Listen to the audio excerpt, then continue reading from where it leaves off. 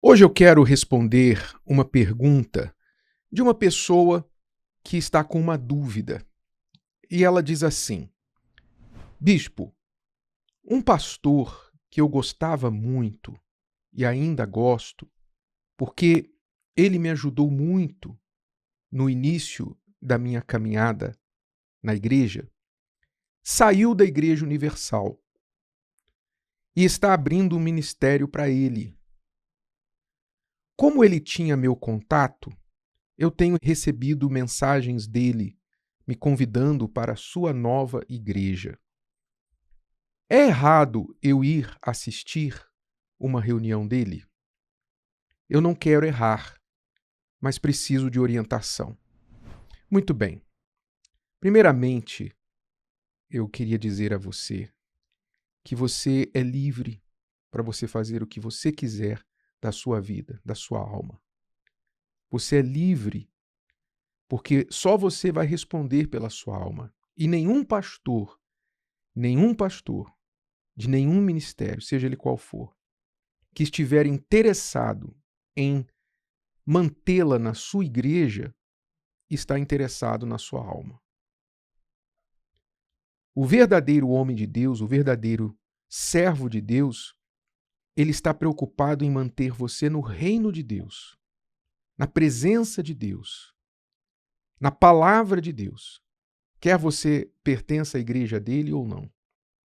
Ok? Então a minha resposta aqui, eu gostaria de deixar bem claro que não tem por intenção segurá-la à Igreja Universal. A minha resposta aqui vai ser o mais isento possível para que a sua alma seja priorizada. Tá bom? Se você vai para a igreja A, B, C, D, não importa. Eu não quero que você se sinta uma pessoa disputada por igrejas, por ministérios. A nossa luta, a luta do homem de Deus, não é pela disputa por membros da igreja A para a igreja B. O homem de Deus, a luta do homem de Deus é diferente. A luta do homem de Deus é para tirar as almas do inferno e não tirar almas de outros ministérios. Então, a luta do homem de Deus é para salvar o que está perdido e não para agregar quem já está salvo num ministério que ele fez para ele. Ok?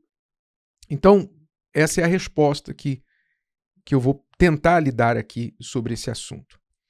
Então, primeiramente, o que você tem que entender é exatamente isso. Eu não sei quem é o pastor que você está falando, que saiu da Igreja Universal e foi abrir um ministério para si. Certamente ele não é o primeiro, não vai ser o último. Não é? Desde os tempos da Bíblia, desde os tempos da igreja primitiva, isso acontece. Paulo lutou com isso. Lá na igreja de Corinto, Paulo teve que escrever uma carta muito dura para os cristãos, para os membros da igreja de Corinto, porque aconteciam já divisões lá na igreja. Alguns dizendo, eu sou de Paulo, não, eu sou de Pedro, outros dizendo, não, eu sou de Apolo e tal. E Paulo acabou com aquele bafafá na sua carta dizendo o seguinte: vocês não são de ninguém, vocês não são nem de Paulo, nem de Pedro, nem de Apolo, vocês não são de ninguém, vocês têm que ser de Cristo. Vocês não têm que ficar seguindo o homem. Então, esse problema é antigo. Não vai acabar, não acabou desde a época de Jesus, da igreja primitiva, e não vai acabar agora. Isso só vai piorar, na verdade, até o final dos tempos, porque Jesus, ele já sabendo disso, ele alertava sobre os falsos profetas, ele alertava sobre os fariseus, e ele dizia para os seus discípulos assim, e para os seus ouvintes, ele dizia, olha, com respeito aos fariseus, cuidado com o fermento deles. Quer dizer, cuidado com a doutrina deles, cuidado com os ensinamentos deles. Cuidado. E aquilo que eles vos ensinam da lei, façam o que eles mandam, mas não façam o que eles fazem, porque são hipócritas. Então Jesus alertou os seus discípulos e o único motivo por que eu estou respondendo essa pergunta aqui é exatamente para alertar como Jesus alertava. Então há uma necessidade, porque nesses tempos que nós estamos vivendo, são os tempos que Jesus falou que se multiplicaria a iniquidade, muitos seriam enganados, muitos sairiam em nome de Jesus falando isso, falando aquilo, e enganariam a muitos. Então você como cristão, você como uma pessoa de Deus, você tem que ter uma responsabilidade pela sua alma e um cuidado muito grande com aquilo que você se deixa ouvir ou seguir. Especialmente neste mundo de redes sociais, nesta era de profetas do Pix. Não é? Eu chamo de profetas do Pix. Por que são profetas do Pix? Porque eles só têm profecia para quem manda Pix. Eles não têm profecia para quem não tem nada para dar. Eles não têm profecia para a pessoa, para o gari que está lá limpando a rua, para a aposentada, o desempregado. Eles só têm profecia para o empresário, eles só têm profecia para aquela pessoa que tem condições financeiras. E eu suspeito que você que nos escreveu é uma pessoa assim, que está sendo convidada para ir para o outro ministério, não porque você é uma alma perdida, não porque você é uma pessoa que está precisando, você é uma pessoa que provavelmente vai agregar nesse novo clube que foi iniciado. Quer ver um sinal? Você quer ver um sinal de uma pessoa que está abrindo não uma igreja, mas um clube? Você quer ver um sinal disso? Onde ele escolheu abrir a igreja dele? Onde? Ele escolheu abrir a igreja dele lá no meio da comunidade, lá no meio das pessoas mais pobres, mais necessitadas, nos lugares onde o evangelho ainda não chegou. Foi lá que ele se preocupou em abrir a igreja dele? Ou ele se preocupou em abrir a igreja dele na mesma rua onde ele era pastor antes? E como ele não pôde tomar a igreja para si, onde ele era pastor antes, se ele pudesse, eu acredito que ele tomaria para si. Mas como ele não pôde tomar a igreja para si, no prédio onde ele pregava a igreja anteriormente, no ministério que ele estava anteriormente, então o melhor que ele pôde fazer foi abrir uma outra porta ao lado. Para quê? Para confundir as ovelhas, para tentar roubar as ovelhas do outro rebanho. Ele não quer ganhar almas, ele quer ganhar membros. É isso que você tem que entender. Você tem que abrir os olhos para isso. Abre os seus olhos para isso. A pessoa que quer ganhar almas vai porque está perdido. E outra coisa, se eu hoje tivesse que escolher alguma igreja para ir, não é? Tivesse que eleger, eu tenho que congregar, porque a minha fé exige que eu congregue. A fé cristã, ela diz que nós não devemos deixar de congregar. Então, a igreja é uma escola da fé. A gente vai ouvir a palavra, vai somar, vai multiplicar as forças para, como igreja, como grupo, servir melhor o reino de Deus e a sociedade. Então, o cristão verdadeiro, ele não é um desigrejado. Eu entendo que não existe igreja perfeita, eu entendo que muitas vezes as pessoas se decepcionam dentro da igreja, não existe nenhuma igreja perfeita no mundo, mas mesmo assim, Jesus não prometeu igreja perfeita. Mesmo assim, a igreja é o corpo de Cristo neste mundo. É o meio pelo qual ele se manifesta. Então, o interesse de Deus é que a igreja seja forte, que a igreja se una, se multiplique. Mas esse pastor, por exemplo, você falou, saiu da igreja para abrir outro ministério para ele. Ele está somando ou ele está dividindo?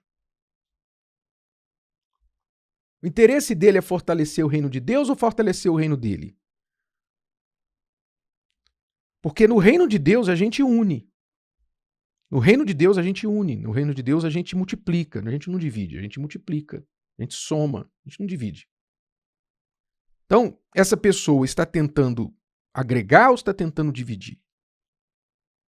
Você tem que perguntar isso. E como voltando à pergunta, ao exemplo, se eu fosse hoje escolher uma igreja para congregar, a primeira coisa que eu iria querer saber é como que aquela igreja começou. Aquela igreja é fruto de quê?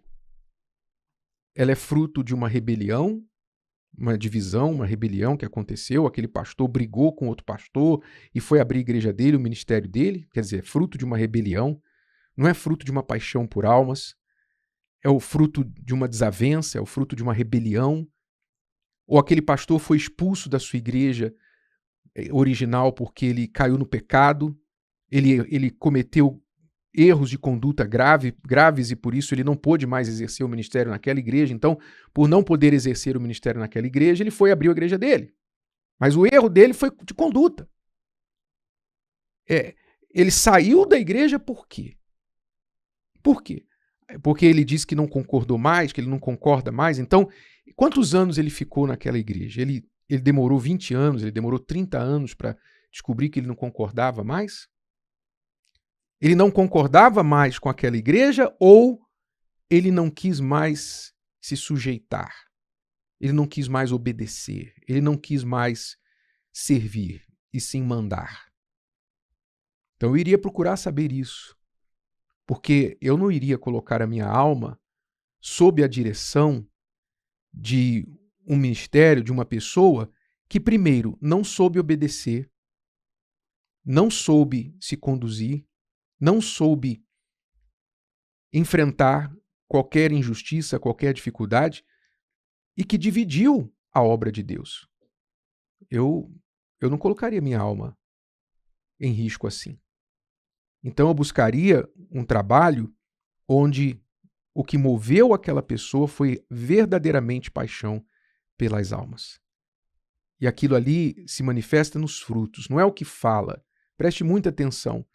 Você não deve se deixar levar pela minha palavra, pelo que eu falo. Porque qualquer pessoa pode falar muito bem. Há muitos bons oradores neste mundo, muitos bons oradores, muitos.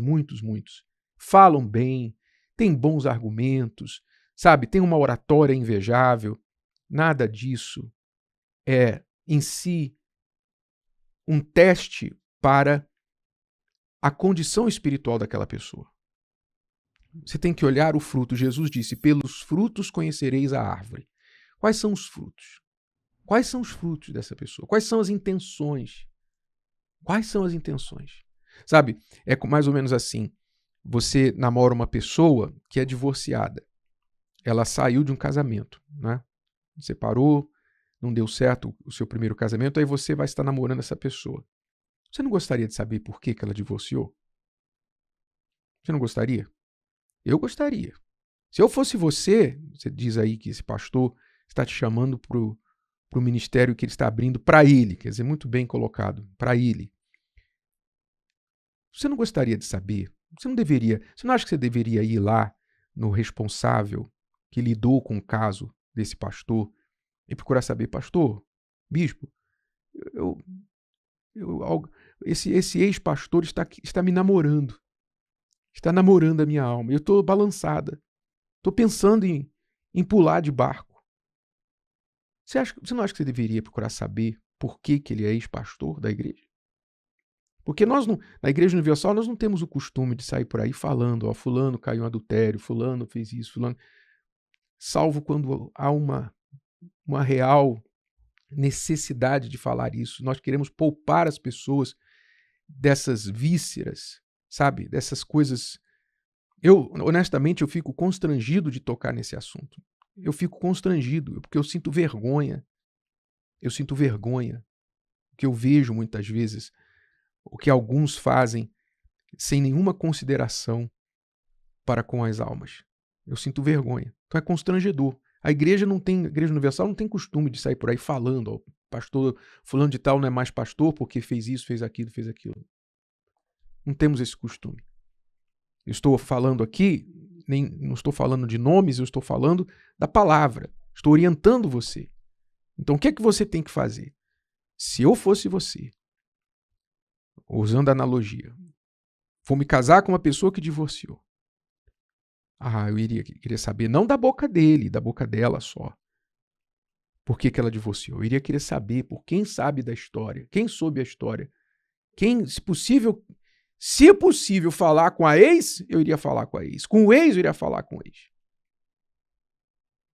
Porque eu vou colocar minha vida nas mãos de outra pessoa que eu não sei de onde veio, que eu não sei por que ela não deu certo naquele casamento anterior. Uma aliança sagrada, ela fez votos lá no altar de servir, de estar com aquela pessoa o resto da vida, até que a morte se separe. Daqui a pouquinho ela quebra os votos.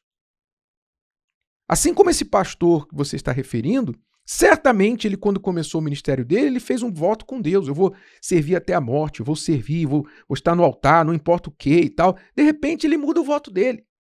Ele não foi fiel ao voto dele, ele não foi fiel a Deus, não foi fiel ao ministério dele. Vai ser fiel a você, meu amigo, minha amiga? Você acha que vai ser fiel a você? Ele abandonou o rebanho que lhe foi confiado. Ele abandonou, ele traiu o rebanho que foi confiado. Agora ele está querendo um outro rebanho, tirando do anterior, muitas vezes. Você acha que ele vai ser fiel a você? Então, nós falamos isso com pesar, com tristeza, mas como Jesus alertava os discípulos, eu estou alertando quem quiser. Mas sempre lembrando, você é livre. Você é livre. Livre para fazer o que você quiser com a sua alma. Você só não é livre das consequências do que você fizer. Aí cada um tem que decidir por si. Você vai dar conta da sua, eu vou dar conta da minha, esse ex-pastor vai dar conta da dele, de tudo que ele fez, está fazendo, todos nós vamos dar conta.